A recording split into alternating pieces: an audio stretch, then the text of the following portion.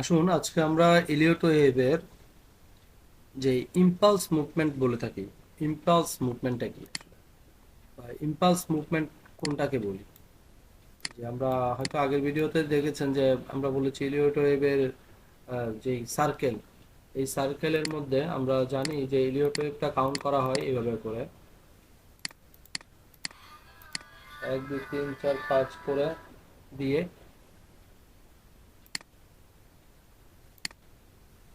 ABC এভাবে করেই Elliot ওয়েভের কাউন্টিংটা করা হয় মূলত। তো এই যে সার্কেল 1 2 3 4 বা 5 এলিয়ট ওয়েভের যে সার্কেল আমরা করেছি, এই সার্কেলের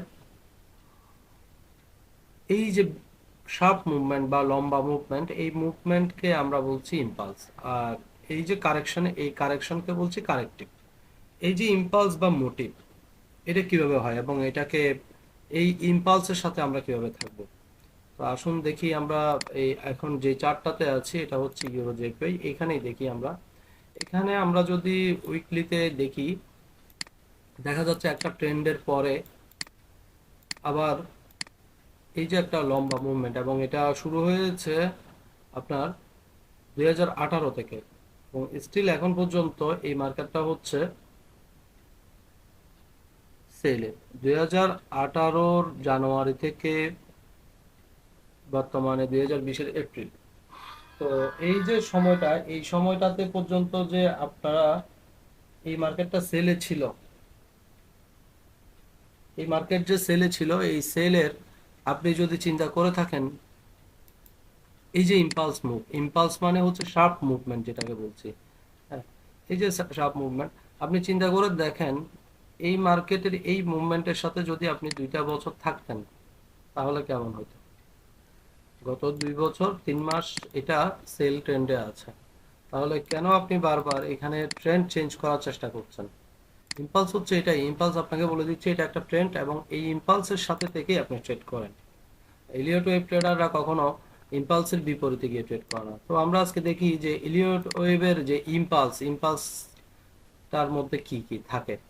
ঠিক আছে, আমরা ডেইলি চার্টে যাব। ডেইলি চার্টে গেলে আমরা এটা দেখব যে যে ইম্পালস চার্ট বলছি, ইম্পালস চার্টে আমাদের কি কি আছে এবং আমরা কিভাবে করে ইম্পালস ট্রেড করব। আসেন আমরা দেখি যে তাহলে ডেলিতে চলে এসেছি। ডেলিতে আপনার কিভাবে করে ইম্পালসের এই যে মুভমেন্ট, এটাকে কাউন্ট করব এবং এটার সাথে কিভাবে আমরা চাইলে ইউরো জেপিওতে 2 বছর পর্যন্ত এই মুভমেন্টের সাথে থাকতে পারতাম।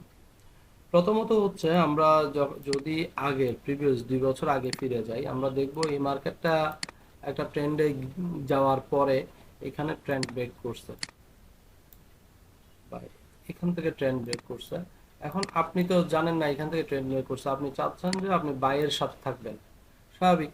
এখন মার্কেট যখন চেঞ্জ করলো, এখানে মার্কেট যখন এখানে চেঞ্জ করলো, আপনি চিন্তা করলেন যে না, মার্কেট আবার একটু নিচ থেকে বাই দিবে। আপনি এবং একটা লেভেল থেকে আপনি এখানে কি করলেন, একটা চ্যানেল বা এই ধরনের কিছু দিয়ে আপনি বাই ট্রেন্ড হিসাব করলেন যে না, আমি একটা বাই দিব এখান থেকে। হয়তো দেখা যেতে পারে আপনি এখান থেকে একটা বাই ক্রিয়েট করেছেন, কিন্তু কথা হচ্ছে আপনি এখান থেকে বাই দিয়েছেন, ঠিক আছে, এখানে হয়তো আপনি স্টপ লস দিয়ে কিছু প্রফিটও করেছেন। পরবর্তীতে দেখা যাচ্ছে আপনি আবার এখানে আসছে মার্কেট, এখান থেকে এই লেভেল থেকে মার্কেটের এই লেভেল থেকে আবার বাই নেওয়ার চেষ্টা করতেছেন, যে মার্কেট উঠে গেছে পড়ছে, এখান থেকে আমি বাই নেব, কিন্তু এই বাইটা আপনাকে যথেষ্ট পরিমাণ প্রফিট না দিয়েই আপনার স্টপ লস হিট করেছে। Subscribe the channel and hit the like button